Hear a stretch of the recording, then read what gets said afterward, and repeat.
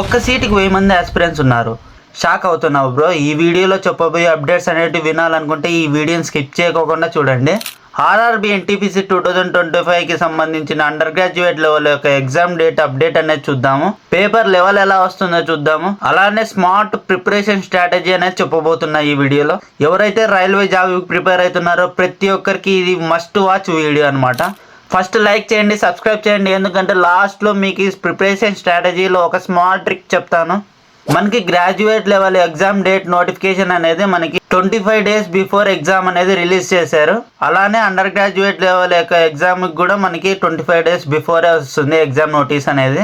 Exam date అనేది sudden గా release చేస్తారు నోటిఫికేషన్ అనేది. ఇంటర్నల్ గా మనకి తెలిసిన ఇన్ఫో ప్రకారం అండర్ గ్రాడ్యుయేట్ CBT 1 ఎగ్జామ్ అనేది మనకి జూలై 15th నుంచి జూలై 20th లోపల మనకి స్టార్ట్ అవుతుంది 100%. ఎందుకంటే మనకి ఆగస్టు 7th నుంచి SSC సెలక్షన్ పోస్ట్ స్టార్ట్ అవుతుంది. ఆగస్టు 13th నుంచి మనకి SSC CGL అనేది స్టార్ట్ అవుతుంది. కాబట్టి రైల్వే ఎగ్జామ్స్ అనేటివి మనకి బిఫోర్ SSC ఎగ్జామ్స్ అనేటివి కండక్ట్ చేయాలి.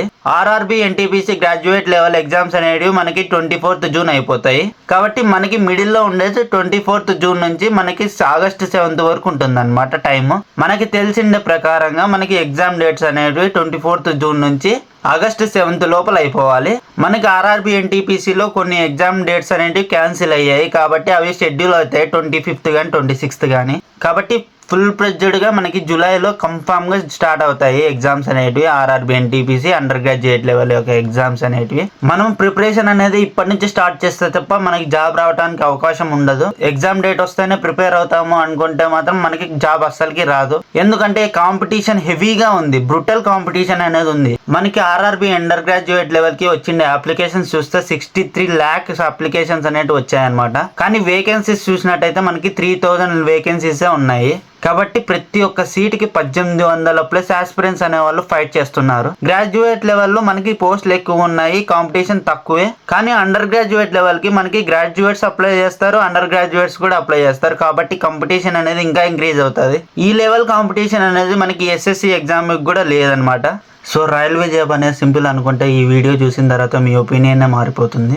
మీరు ఫామ్ అప్లై చేసేటప్పుడు ఈ లెవెల్ ఆఫ్ కాంపిటీషన్ అనేది మీకు ఉంటుందని తెలుసా లేదా కమెంట్ రూపంలో తెలపండి.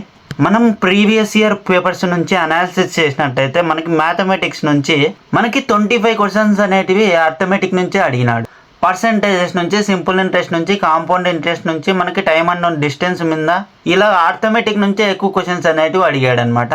మనకి జస్ట్ 5 to 6 క్వశ్చన్స్ మాత్రమే జామెట్రీ నుంచి, ట్రిగ్నోమెట్రీ నుంచి, మెన్సురేషన్ నుంచి అడిగిండేది. మనకి మ్యాథమెటిక్స్ పేపర్ అనేది మోడరేట్గానే ఉంటుంది. ఎవరైతే డైలీ ప్రాక్టీస్ చేస్తూ ఉంటారో వాళ్ళకి మాత్రం డెడ్ ఈజీగా ఉంటుంది మ్యాథమెటిక్స్. రీజనింగ్ వచ్చేసరికి ఈజీ టు మోడరేట్ అనేది ఉంటుంది అనమాట. 27+ క్వశ్చన్స్ అనేటివి మనం అటెంప్ట్ ఈజీగా చేస్తాము. చాలా టాపిక్స్ లో మోడల్స్ అనేటివి రిపీట్ అవుతూ ఉంటాయి, డైరెక్షన్స్ నుంచి రిపీట్ అవుతూ ఉంటాయి, ఆడ్ 1 out నంబర్ సిరీస్ నుంచి ఎక్కువ రిపీట్ అవుతూ ఉంటాయి అనమాట క్వశ్చన్స్. జనరల్ సైన్స్ 40 మార్క్స్ ఉంటుంది. మెయిన్ గా జనరల్ సైన్స్ లోనే టఫ్ గా అడుగుతుంటాడు అనమాట. కరెంట్ అఫైర్స్ చూసుకోండి, కంప్యూటర్ షార్ట్ కట్ స్కిల్స్ చూసుకోండి, పాలిటీలో కాన్స్టిట్యూషన్ ప్రెసిడెన్స్ గురించి చూసుకోండి. అండర్ గ్రాడ్యుయేట్ లో మాక్సిమం మనకి జనరల్ సైన్స్, జనరల్ అవేర్నెస్ ఒకటి ఎక్కువ చూసుకున్నట్టయితే మనకి ఈజీగా క్లియర్ చేస్తాము. గ్రాడ్యుయేట్ లెవెల్ కి వచ్చిండే టఫ్నెస్ అనేది మనకి అండర్ గ్రాడ్యుయేట్ లెవెల్ కి ఉండదు ఎప్పటికీ. సో ఫ్రెండ్స్, మీకు పేపర్ ఎలా వస్తుంది అనేది క్లియర్ కట్ క్లారిటీ ఇచ్చాను. ఈ 1800 మందిలో మనకి సీట్ రావాలనుకుంటే ఈ ప్రిపరేషన్ స్ట్రాటజీ అనేది పర్ఫెక్ట్ గా ఉండాలి. 25 days day to day plan అనేది మీకు నెక్స్ట్ వీడియోలో కన్ఫామ్ గా ఇస్తాను. మార్క్ టెస్ట్లు ఎన్ని ఇవ్వాలి, రివిజన్ అనేది ఎన్నిసార్లు రివైజ్ చేయాలి, ప్రతి ఒక్కటి ఆ స్ట్రాటజీలో మెన్షన్ చేస్తాను. నేను మళ్ళీ చెప్తున్నాను, ఎగ్జామ్ అయితే చాలా ఈజీగా లేదు, చాలా కాంపిటీషన్ ఉంది. ఎవరైతే పర్ఫెక్ట్ స్ట్రాటజీతో ముందుకెళ్తారో వాళ్ళకి మాత్రమే సక్సెస్ వస్తుంది. ఎవరికైతే మీకు స్ట్రాటజీ కావాలనుకుంటారో 25 days స్ట్రాటజీ అని కమెంట్ చేయండి. మీకు ఎలాంటి డౌట్ ఉన్నా కూడా కమెంట్ చేయండి, నేను రిప్లై ఇస్తాను.